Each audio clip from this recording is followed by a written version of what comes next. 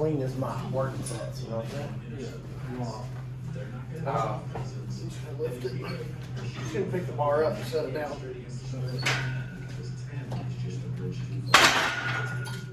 230? 2.5? Yeah. Work up to, I'd say go 230 and do 240. Yeah. Or you go and do 235. Let's try 230 slow. What's for a single? Yeah, there's 2.5 on the board, just for a single.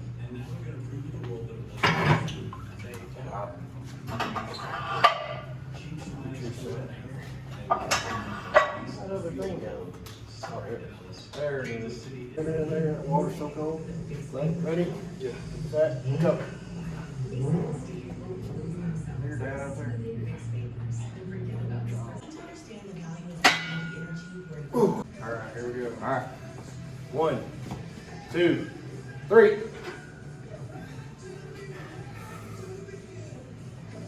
Up.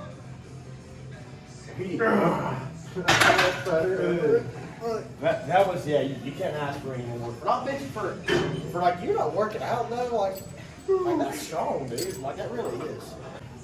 I don't know what I'm gonna do right now. Like, probably need to do. It's been. Like, I would like to do it. Yeah, it might be 290. So that'll be 25. This will be 285. So this is 85. 295 would be a 10. Let's do a 5 and a 2.5. Put in 290.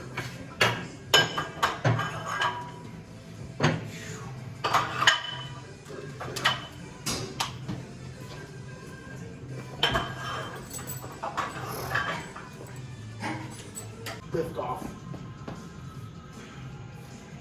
1, 2, 3.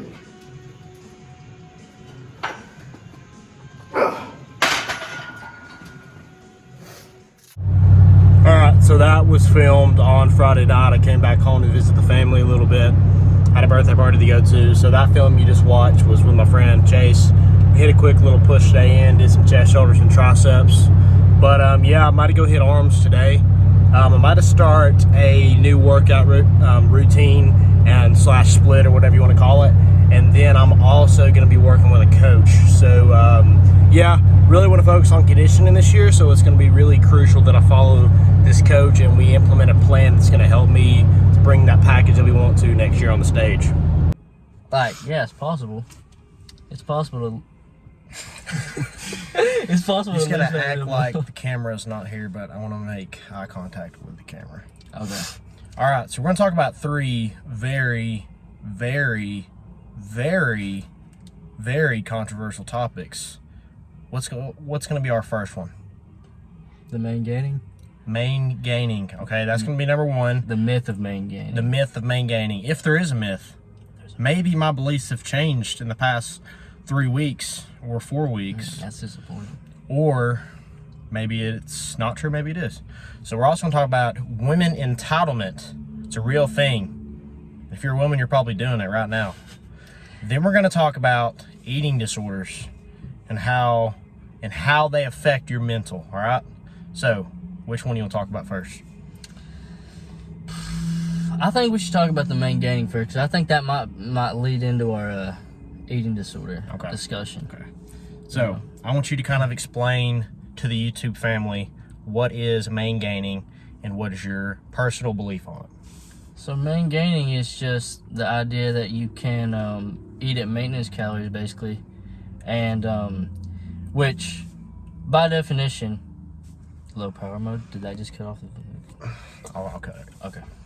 By definition, maintenance calories is going to keep you at the same weight, and you're going to be able to slowly build muscle and maybe even lose fat. Body recomposition is basically what main gaining is. Yeah, if you're not familiar with that. This is mostly like reformed by Greg Doucette, you know, so he pretty much preaches this. So yeah, it's pretty much body recomposition, being able to lose fat and gain muscle slowly over a period of time, whether you're natural or not. Same thing, it's going to apply to you. So what is your theory? Do you believe it is true, or do you believe it's not true?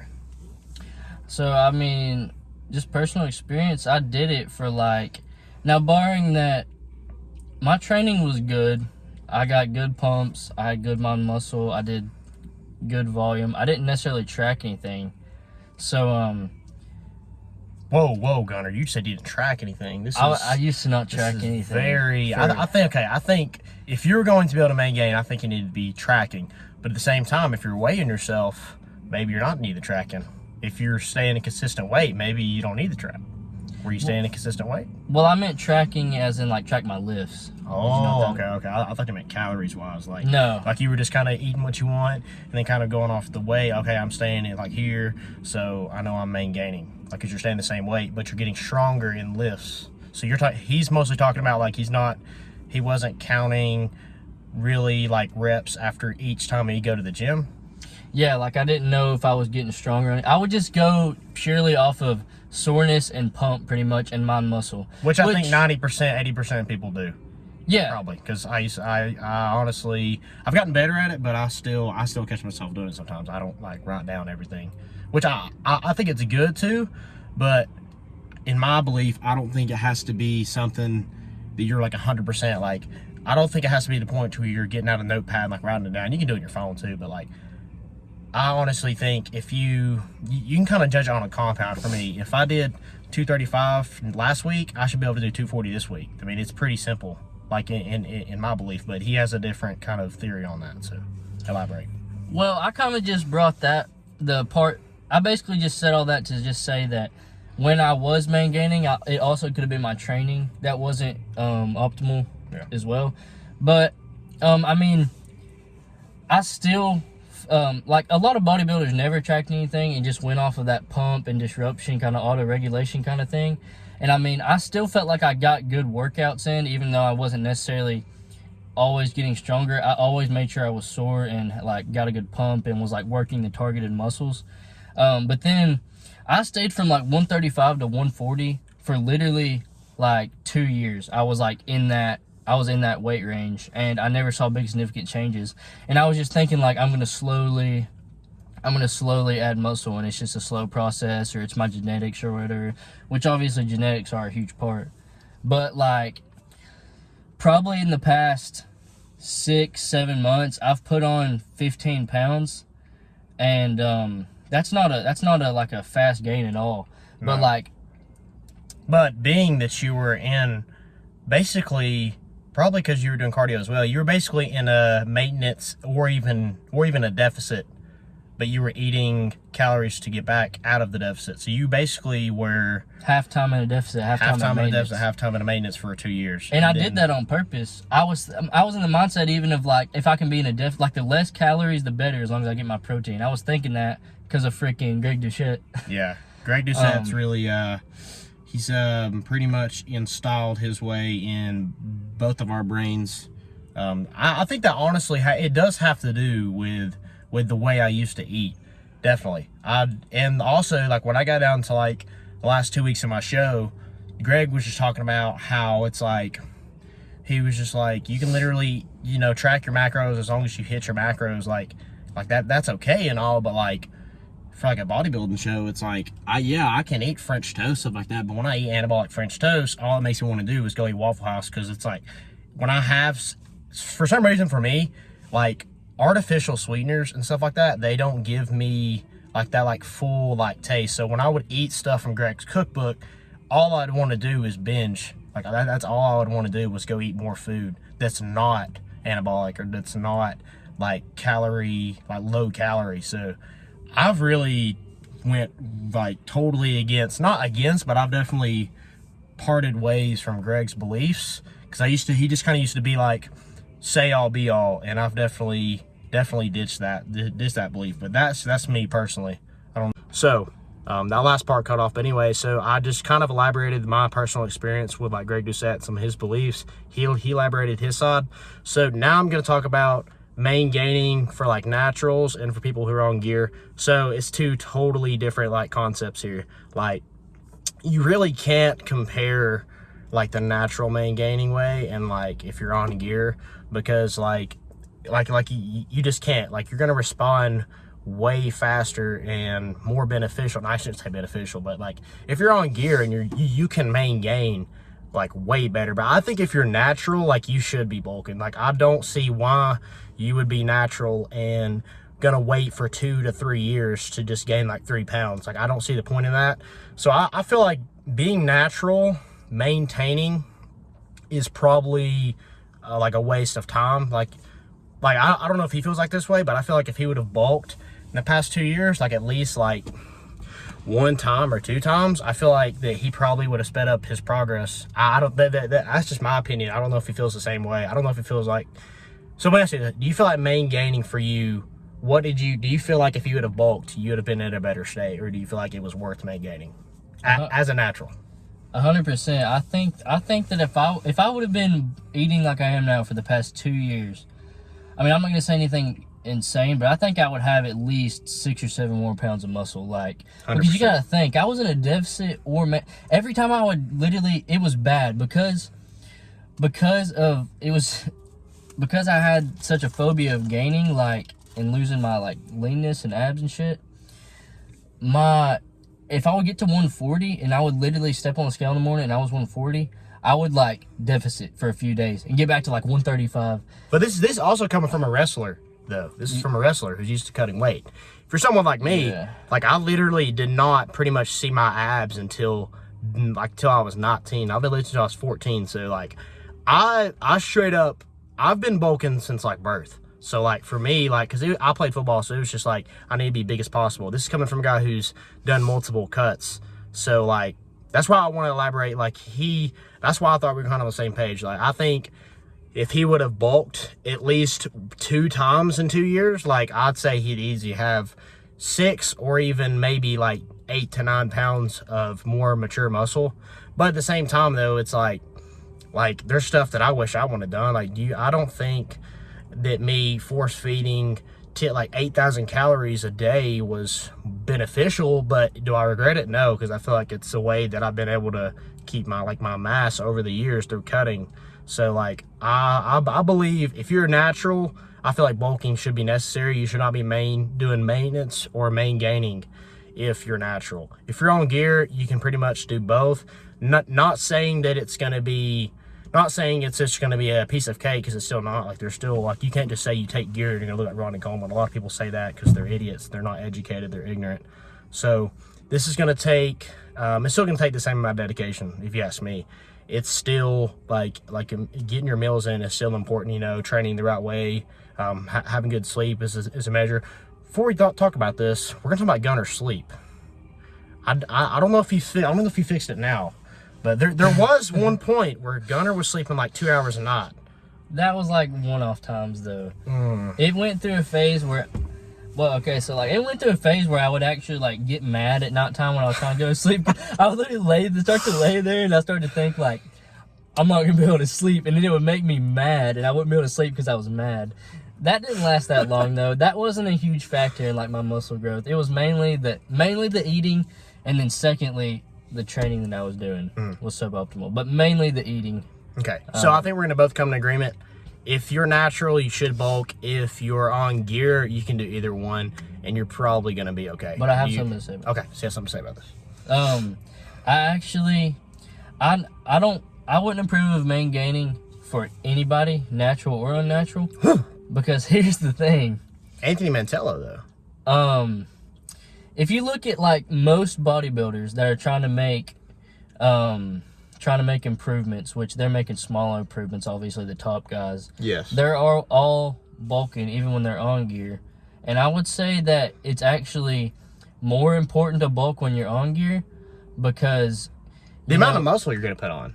That, and because like if you're gonna be hard on your body running gear, you might as well get the best results possible out of it. You shouldn't try to bet on main gaining, because the science is pretty clear. Like, to add on tissue, which is just, when you add on tissue to something, its energy has to be created from somewhere. It's not just gonna like unless you're super fat and you got a ton of stored energy, because that's what fat is, you're not gonna build muscle just from, you know, like out of nowhere. You have to have that energy, which is food, has to fuel it, the muscle growth. And so like when you're running these cycles and you're being hard on your body, you obviously don't want to do it forever, and you don't want to have to do more than you have to do, bare minimum. So you might as well go ahead and bulk and get the best results. If anything, it's not gonna hurt. It's not gonna hurt because you can lose fat so much easier than you can build muscle. You don't wanna have to push drugs so hard and then end up not even building that much muscle because you're main gaining. Now, I would say this, I feel like this is the only reason why you should, if you're a bodybuilder, pro bodybuilder, I think this is some reason why some of them do maintenance. If you're doing 6 shows a year, you don't have time to bulk. Like, you don't. Like, you're not going to have time to bulk with like 5 or 6 shows a year. So you see guys who are, the only reason why you're going to see them look different on stage is if they literally take a whole year off doing shows. You're not going to do 5 to 6 shows a year and gain 10 pounds of muscle, gear or not gear. Like you're not, there's no chance you're going to have 6 shows a year. You're going to be on prep for the most of your year. There's no way. So I feel like that's the only reason why some bodybuilders do, because there are some who do maintenance. And so I feel like unless you're like someone like Chris Bumstead, you know, he has 1 show a year, so he gets the bulk for like 6 to 7 months. And so, but like, that's also different. He's like, that's different genetics. So like, you really can't even play that. So this is kind of like a sketchy thing. So like I'm saying, if you're a seasonal bodybuilder who has like 6 to 7 shows, because a lot of them do that and even more, you don't have time to really grow and allow your body to rest and to give your kidneys and your liver time off. The only time, that's like Nick Walker. So Nick Walker right now this year won the Arnold, and he got 5th in the Olympia. So now he's taken a whole year off of training. I mean, he's taken a whole year off of competing. Well, see, he's 5th, so he actually doesn't get the, he doesn't get to, like, he didn't qualify for the next Olympia, but he won the Arnold, so he did. So, I think that's how that goes. Don't quote me on that. So, for someone like him to really get, like, 3 up spots, like, he would have to take, like, a whole year off of just like doing shows. Like, I think he still do guest shows, but like he would have to take a whole year off to really grow and to benefit, to really see progress. You're not going to compete in 3 or 4 different shows and go 10 pounds of muscle, like, unless you're literally slamming gear, which I think even then you're going to end up dead like half these other bodybuilders who are pushing their bodies to the absolute limit because they're on diuretics, they're doing all the other gear, and they're doing 3 to 4 shows, 6 shows a year. Their body can't handle that. So that's my take. Right. And I mean, I think me and you are more talking about like guys that are on gear that aren't necessarily IFBB pros. Yes. We're not talking about the best people. Yeah. No. Because if we were talking about the best people, then obviously no, they have different circumstances. Yeah. And like you said, they can't be bulking. But like the average guy that's on gear, yeah, is not focusing on just competing right now. He's mostly just trying to build muscle. Yeah. Like just to prepare for these shows in general. Yeah. Okay, so we're going to wrap up that conversation. Now we're going to talk about women and entitlement. So Gunner is going to elaborate on this first, because we've already had this conversation before with some females, and we've heard their opinions. So this is not controversial. This is just straight up, pretty much facts. I mean, it really is. If you have your own opinions, you drop them in the comments. So let's go ahead and hear it, Gunner. We're not going to read them. But we're not going to read them.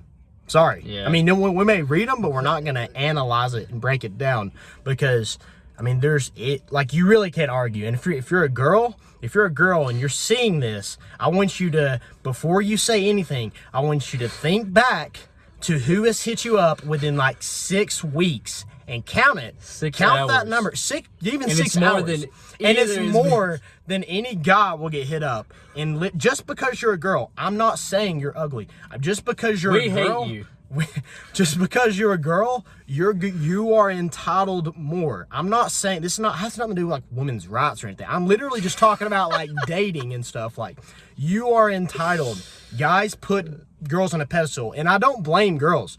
Guys literally are prone 10 out of 10 simps. So it's not your fault. Guys are self-created, putting women on pedestals and worshiping them. Like, at the end of the day, it really is. Like, it really is, guys. So guys have made that. It's not your fault that you are entitled. It's guys' fault for entitling women. All right, Gunner, come on. You know, like, we had this conversation months ago, and I was real passionate and fired up and stuff, right?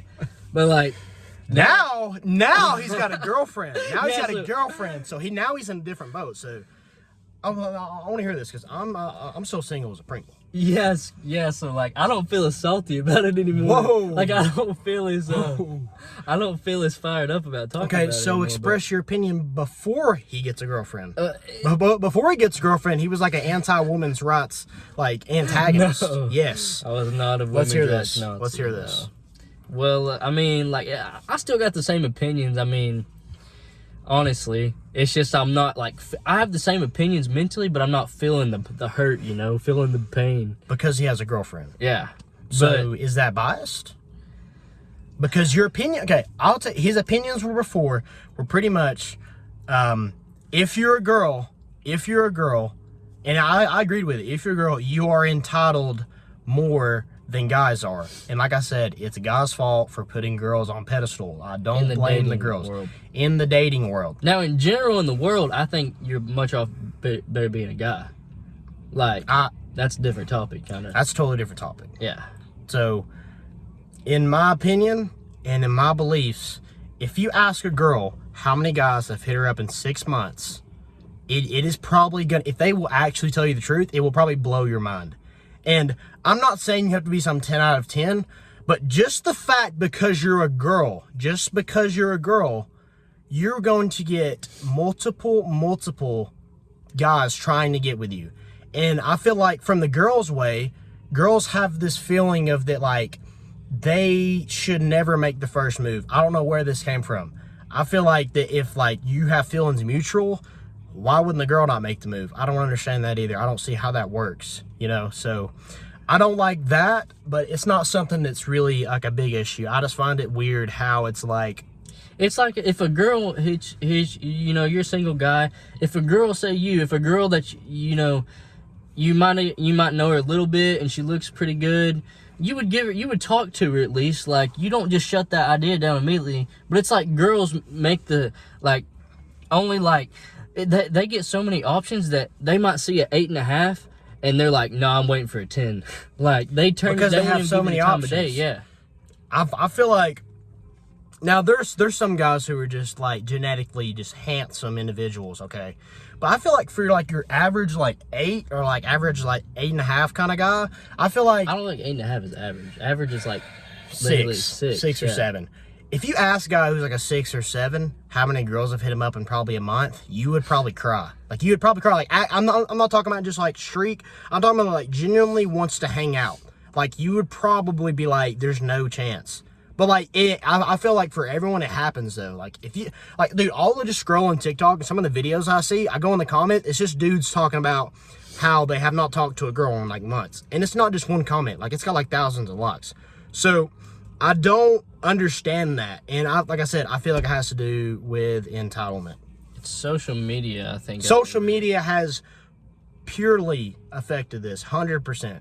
I feel like 100%. Social media has 100% put girls in the situation they are now.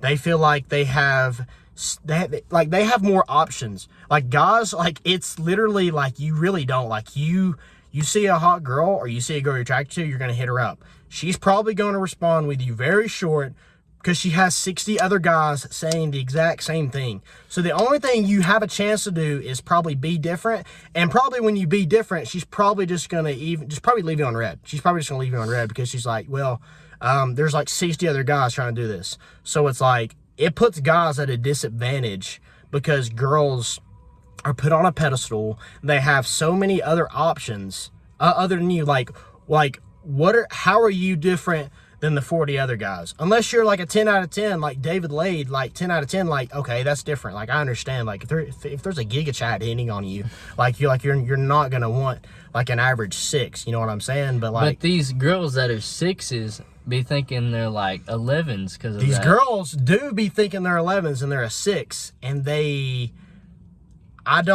can't wrap my head around that. Like, I'm not like. Girls, they that's what I'm saying, entitlement. I'm sorry, but there are some girls that are literally ugly and they have the persona that they're a 10. And it's like, bro, I want to message you right now and tell you you're ugly.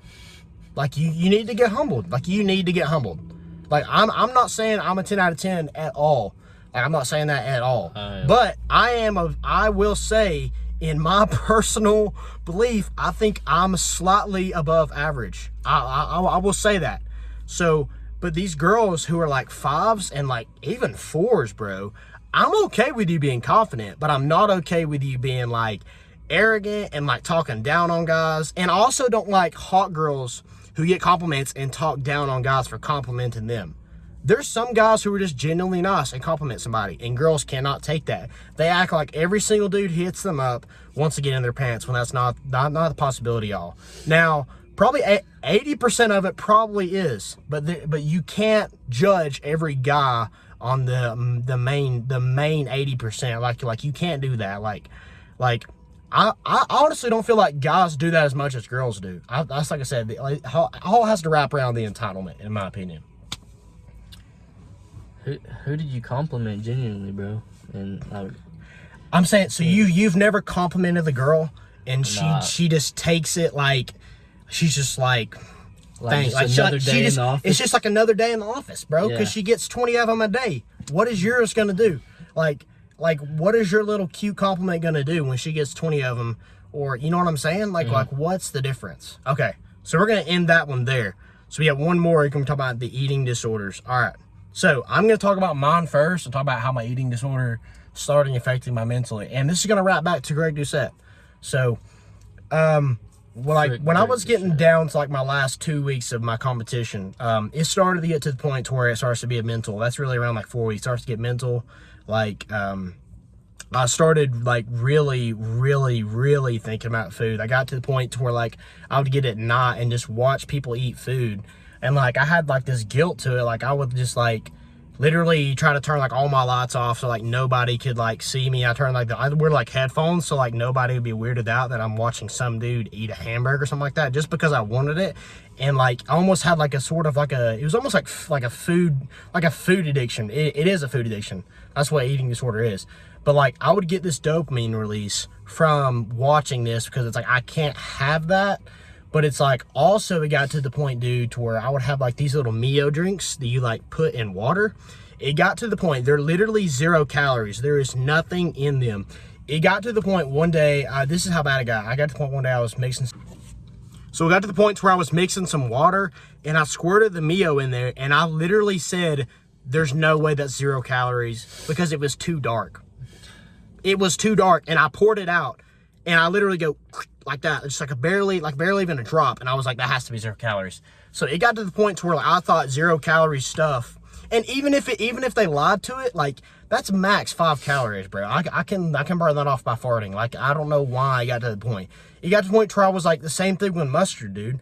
Mustard has 0 calories. I would literally try to track it and like sit there and like squirt just a little bit of it, but like not thinking that it's 0 calories, but in my brain, it didn't register as that. It registered to me, hey, if I want to get shredded, like I got to do this, but you don't like have to do that. And it got to the point too, like after I was done with my competition, I feel like anybody who competes, they have this for the first time. Like all I thought about was food for 4 weeks. Like I was eating 8,000 calories like a day. Not healthy for your blood pressure, not healthy for anything. And I got my levels checked. Like my blood pressure was okay. Thankfully, I don't have that problem. But that was an issue. So I feel like an eating disorder is like serious. It really affected my mental. It got to the point to when I would go and binge after my competition. I'd be embarrassed. I would like turn off the lights when I would go in the middle of the night to go eat like a jar of peanut butter. I'd turn off the lights because I felt like if my mom saw me, like she'd be like worried, but like it's just food. Like it's literally just food. Like it should not be viewed that way. So that's my experience with it. Okay, so mine didn't really stem from any kind of like deprivation or anything. I always had like, I started out, since I was young, I've been eating like pretty healthy. And I used to just like eat healthy, generally, you know, just the typical healthy foods, which is like, and I never worried about calories or anything because like I never gained weight. I mean, I'm still like that, and I've always been like that. So there's really never any reason for me. I mean, I could probably go the rest of my life just eating, like generally what I want to most of the time. And he's probably still gonna say lean. Yeah. For me, it has to do with body types too. Like for my body type, if I did that, and if I did not do cardio and wasn't active, like I would probably have diabetes within like 2 weeks. So it's like, it's two totally different body types. But anyways, go back to what you're saying. But mine just started mainly because of the Greg Duchette, like, main gain thing.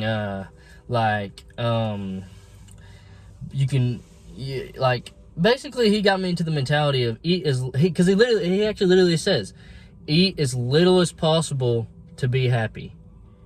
Which, how does that even make sense? Yeah, how does that make sense? Eat little as possible to be happy. How does that make sense?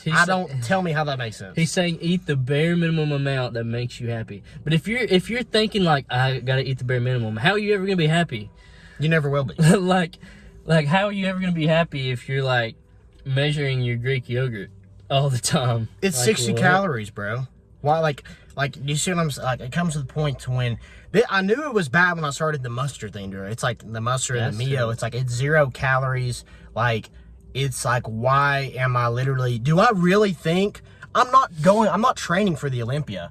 And even the Olympia guys, do you really think, now there are some who are just like ridiculously strict, but like, I was watching a video of Chris dieting and he had like 2 grams over his chicken. And he was like, yeah, this is literally not going to matter at all. But there's bodybuilders and people who would look like that and be like, dude, what are you doing? Like, you went 2 grams over. Like, do you really think that's going to matter? You think 2 grams of extra chicken is going to matter to his diet? But I did. I literally thought, I remember I was measuring my cream of wheat and it was like 4 grams over, and I like started freaking out. I started like pulling like the wheat out and throwing it in the trash. It's like 4 grams, bro. Like 4 grams. Like, I'm not training for the Olympia, bro. I don't know what was going on. But it's like I said, it's a disorder. It is something, like, it literally affects, like, with your dopamine molecules, bro. Food is something that's social. You know, it's something that, I mean, we have to have it. So it's like, when you go without it for a long period of time, you go with not going without it, but going with the foods you're used to, like, it is detrimental. And though it should be just looked at as fuel, I mean, that's really what it is. That's what our ancestors looked at it as.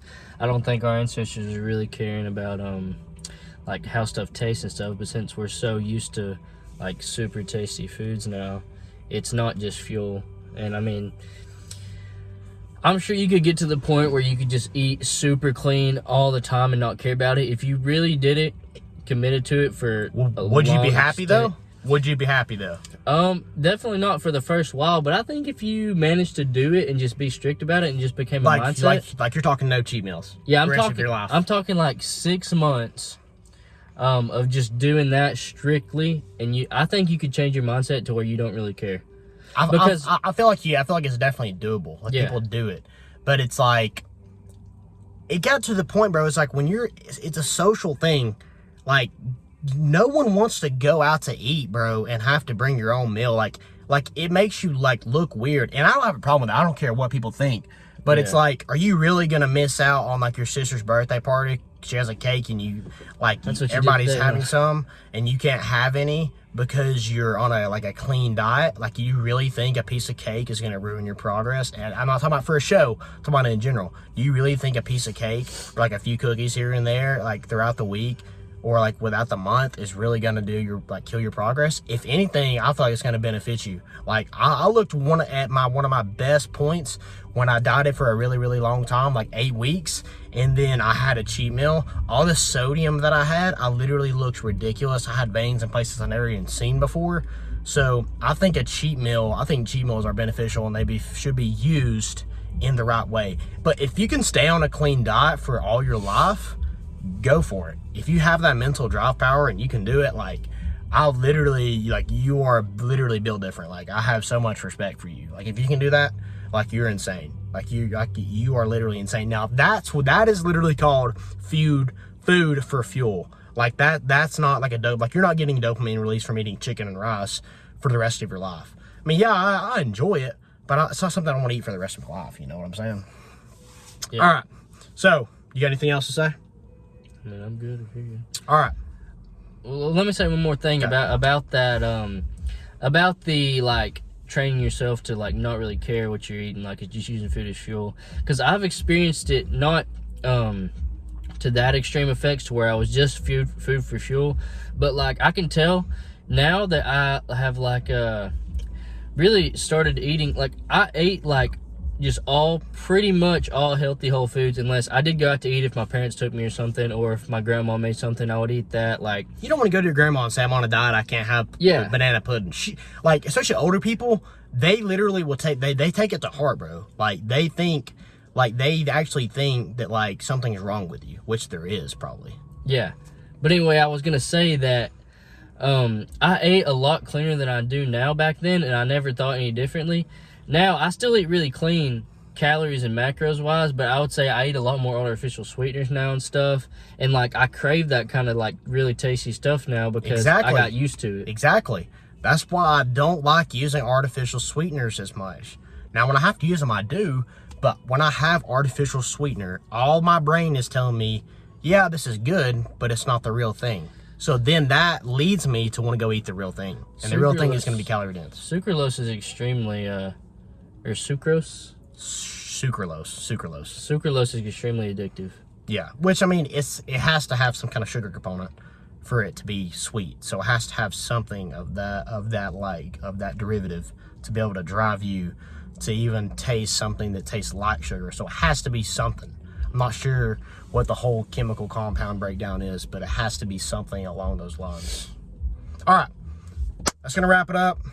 Appreciate you guys for watching. See you later.